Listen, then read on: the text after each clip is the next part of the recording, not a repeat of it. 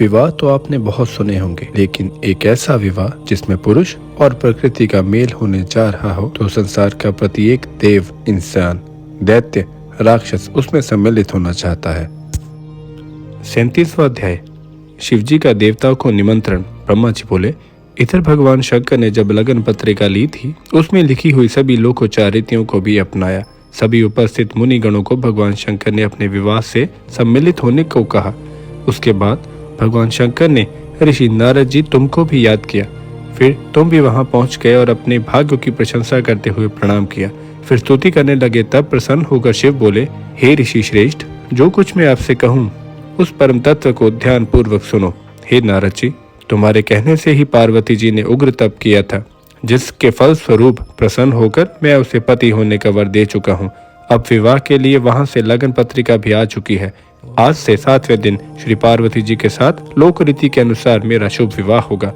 अब तुम इस शुभ विवाह के लिए विष्णु आदि सभी देवता, मुनि, सिद्ध, ऋषियों सभी को मेरी ओर से निमंत्रण दे आओ और उनसे कहना कि अपने परिवार के साथ अपने अपने वाहनों पर चढ़कर विभूषित होकर मेरे विवाह में सम्मिलित होने की कृपालता करें। नारद जी कहने लगे, हे भगवान सदाशिव, मैं आपका सेवक हूँ, आपकी आज्ञा शिरोधार्य है। यह कहकर देवताओं को निमंत्रित करने के लिए तुम वहां से चल पड़े। सभी देवताओं को जाकर निमंत्रित दिया, फिर प्रसन्नता पूर्वक वहां से लौट आए। आकर सभी समाचार सुनाया। ब्रह्मा जी बोले, हे नारद जी, निमंत्रण पाकर अति प्रसन्नता से सज धज के भगवान विष्णु श्री लक्ष्मी जी के साथ भगवान शंकर के पास पहुंचे। वहां शंकर को प्रणाम करके उनकी आज्ञा से अपने स्थान पर बैठ गए।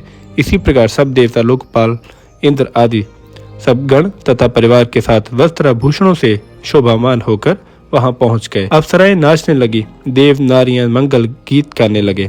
महान उत्सव आरंभ हो गया। उसके बाद लोकोचार रीतियां करके भगवान शंकर की आज्ञा से विष्णु आदि सभी देवता वर यात्रा बारात ले जाने की तैयारी करने लगे। 7 माताओं ने शिव का श्रृंगार किया। मस्तक पर तीसरा नेत्र मुकुट बन गया। चंद्रकला का तिलक लग गया। कंठ के सर्प ने अपने फण दोनों ओर ऊंचे कर लिए। वे सुंदर कुंडल हो गए। इस प्रकार सभी अंगों में सांप लिपट गए। वे अंग आदि आभूषण बन गए। सारे अंगों पर चिता का भस्म रमा दी गई। वह चमक उठी।